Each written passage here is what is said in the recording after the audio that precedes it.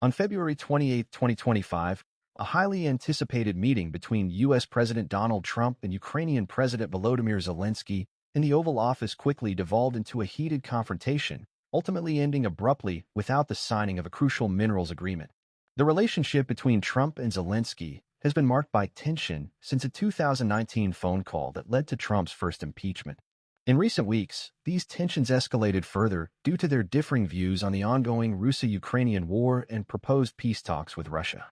Trump suggested that Ukraine make concessions to Russia to expedite peace, a stance Zelensky viewed with skepticism, given his deep distrust of Russian commitments without concrete U.S. security guarantees. Originally intended to finalize a U.S. Ukraine minerals agreement, the meeting quickly turned contentious. Vice President JD Vance advocated for diplomacy, stating, "The path to peace and the path to prosperity may be through engagement." Zelensky, referencing Russia's history of breaking agreements, questioned the effectiveness of this approach, asking, "What kind of diplomacy, JD, are you speaking about?" Vance then accused Zelensky of being ungrateful for U.S. support, adding, "It's disrespectful for you to come to the Oval Office and try to litigate this in front of the American media."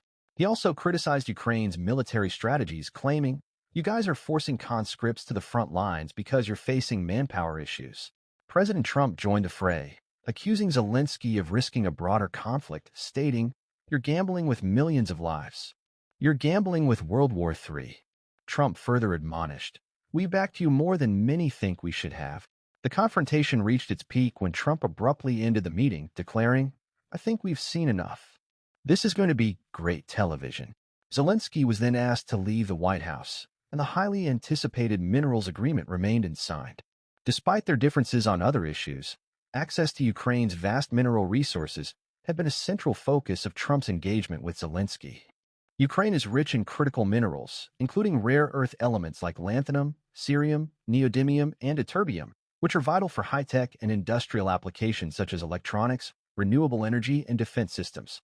Additionally, Ukraine possesses significant reserves of lithium, titanium, graphite, and uranium, enhancing its strategic importance in the global supply chain. Trump had sought to secure access to these resources to bolster U.S. industries and reduce reliance on other suppliers. A key issue driving the negotiations was America's reliance on antimony, a rare metal essential for advanced technologies. China and Russia control nearly all of the world's supply, and when China recently banned exports, prices soared to $50,000 per ton. With the U.S. military holding only 17 days' worth of reserves, securing alternative supplies became a matter of national security. Military Metals, a company focused on addressing this crisis, owns significant antimony deposits in Slovakia and North America, which could provide the Pentagon and NATO with a stable supply. As the U.S. and NATO rush to secure domestic antimony, Military Metals may be poised to receive significant government backing, presenting investors with an opportunity to capitalize on this critical need. In the aftermath of the meeting, reactions from the international community ranged from condemnation to reaffirmation of support for Ukraine. Leaders from the United Kingdom, France, Germany, and other European nations reiterated their solidarity with Ukraine. British Prime Minister Keir Starmer emphasized the importance of supporting Ukraine amid strained relations with the U.S., while European Commission President Ursula von der Leyen praised Zelensky's bravery, stating, "You are never alone, dear President Zelensky." EU High Representative for Foreign Affairs Josep Borrell criticized Trump's approach, asserting, "It is clear that the free world needs a new leader. We Europeans must rise to this challenge." French President Emmanuel Macron labeled Russia as the aggressor and Ukraine as the victim, reaffirming that supporting Ukraine and sanctioning Russia were the right course of action. Prime Minister Starmer expressed unwavering support for Ukraine, stating, "You have full backing across the UK." Spanish Prime Minister Pedro Sanchez and Swedish Prime Minister Ulf Kristersson also voiced their solidarity, with Kristersson emphasizing, "Ukraine is not only fighting for its freedom but for all of Europe's." Canadian Prime Minister Justin Trudeau reaffirmed Canada's unwavering support for Ukraine, emphasizing that the country would continue to stand by Ukraine in its fight for sovereignty and resilience. Trudeau's commitment underscored Canada's dedication to Ukraine's future. Meanwhile, the recent confrontation between President Donald Trump and Ukrainian President Volodymyr Zelensky in the Oval Office has sparked a wide range of reactions from American political leaders, revealing deep partisan divisions. House Speaker Mike Johnson suggested that Ukrainian President Volodymyr Zelensky either engage in more respectful negotiations or consider resigning, declaring that the days of America tolerating disrespect were over. Senator Lindsey Graham, a staunch supporter of Ukraine, criticized Zelensky's conduct during the meeting, calling it disrespectful and proposing that he either resign or change his approach to maintain strong relations with U.S. Senator James Lankford, however, disagreed with calls for Zelensky's resignation, arguing that such a move could plunge Ukraine into chaos and complicate peace talks with Russia. Senate Minority Leader Chuck Schumer condemned the meeting, accusing President Trump and Vice President JD Vance of aligning with Vladimir Putin's interests.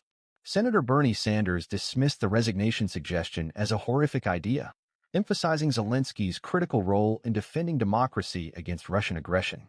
Senator Amy Klobuchar also spoke out, pointing to Zelensky's repeated expressions of gratitude toward the U.S. and criticizing the administration's treatment of the Ukrainian president.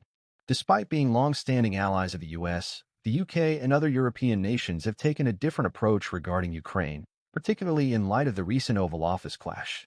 British Prime Minister Keir Starmer quickly convened an urgent summit in London, signaling Europe's desire to take a more independent role in shaping the response to the crisis, distinct from Trump's fluctuating stance on Ukraine. The summit, which included key European leaders like French President Emmanuel Macron, German Chancellor Olaf Scholz, and European Commission President Ursula von der Leyen, aimed to craft a unified European response focused on continued military and financial support for Ukraine. The swift organization of this summit, coming on the heels of the White House confrontation, highlights the growing divide between the U.S. administration and its European partners on how to handle Russia's aggression and secure Ukraine's future. Several key decisions were made at the summit, underscoring Europe's strong commitment to Ukraine's defense and regional stability. One major outcome was the UK's announcement of a £1.6 billion export finance agreement, which will allow Ukraine to purchase over 5,000 air defense missiles. This agreement not only aims to bolster Ukraine's defense capabilities, but also supports job creation and manufacturing. Another significant development was the proposal by the UK and France to lead a coalition of the willing, which could involve deploying troops to support a ceasefire and reinforce a unified European stance in peace negotiations. This coalition would also work to deter further Russian aggression. Additionally, European leaders recognized the urgent need to increase defense spending to strengthen the continent's security infrastructure. Ursula von der Leyen highlighted the importance of building a more self-reliant and robust defense strategy for Europe. The summit's outcomes underscore Europe's proactive approach to the ongoing conflict and its commitment to ensuring long-term stability. This shift reflects a growing trend toward greater European autonomy in defense matters and a potential recalibration of the traditional transatlantic alliance. Europe's efforts to develop a peace plan and consider independent security measures suggest a desire to reduce dependence on U.S. support while asserting its strategic independence in addressing future challenges. Recent tensions, exemplified by the controversial meeting between U.S. President Donald Trump and Ukrainian President Volodymyr Zelensky, have raised concerns over the reliability of America's commitment to European security. Europe's attempts to mediate and provide independent support to Ukraine reveal a growing divergence in transatlantic priorities.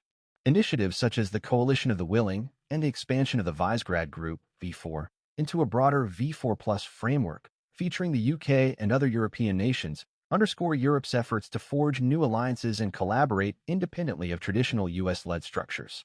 Over the past month, relations between the European Union and the U.S. have deteriorated, fueled by a series of actions and statements from the Trump administration.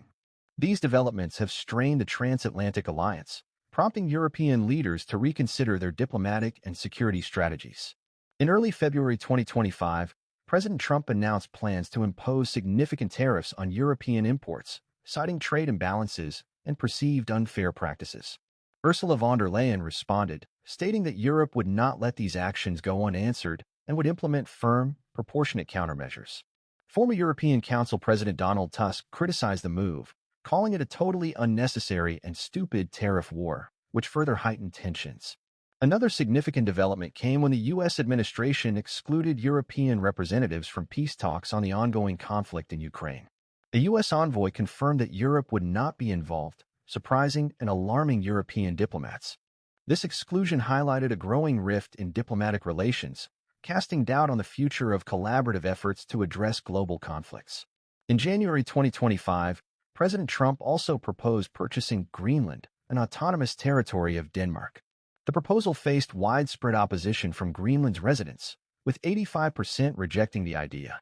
Danish Prime Minister Mette Frederiksen dismissed it as absurd, further intensifying diplomatic tensions between the U.S. and Denmark. At the Munich Security Conference in mid-February, U.S. Vice President JD Vance delivered a speech criticizing European democratic policies and advocating for closer ties with populist movements. His remarks surprised European leaders and were viewed as a direct challenge to the EU's political values.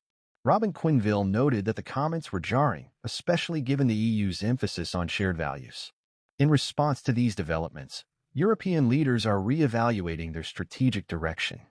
French President Emmanuel Macron and German Chancellor Friedrich Merz have called for greater European autonomy in defense and foreign policy, signaling a potential shift away from reliance on the United States. Meanwhile, the United Kingdom, under Prime Minister Keir Starmer, has re-engaged with European security efforts, collaborating with France on initiatives such as a reassurance force for Ukraine. Since President Trump's inauguration, the European Union and Canada have significantly strengthened their trade and bilateral relations, partly in response to shifting U.S. policies. The Comprehensive Economic and Trade Agreement, provisionally applied since 2017, has played a central role in this enhancement, leading to a 65% increase in bilateral trade by 2020. The EU has become Canada's second-largest trading partner, accounting for 88.2% of its global trade in goods. This robust partnership has been further reinforced by initiatives like the 2021 Raw Materials Partnership, which aims to diversify Canada's export markets and reduce its dependence on the United States. In a controversial move, President Trump recently suggested that Canada should become the 51st U.S. state to avoid tariffs. This proposal was swiftly rejected by Canadian officials, with Prime Minister Justin Trudeau calling it a distraction from trade disputes and reaffirming Canada's sovereignty. The Trump administration's threats to impose 25% tariffs on Canadian imports have further strained relations, particularly in communities along the U.S.-Canada border, where concerns about increased costs for essential goods and disruptions to cross-border ties have grown. In response, Canadian leaders are working to deepen economic and security partnerships with Europe and parts of Asia, aiming to reduce dependence on the U.S. market. For decades, the European Union has relied on the United States for protection, both through NATO and broader economic and strategic frameworks. However, recent actions by President Trump have made it clear that this reliance is no longer sustainable.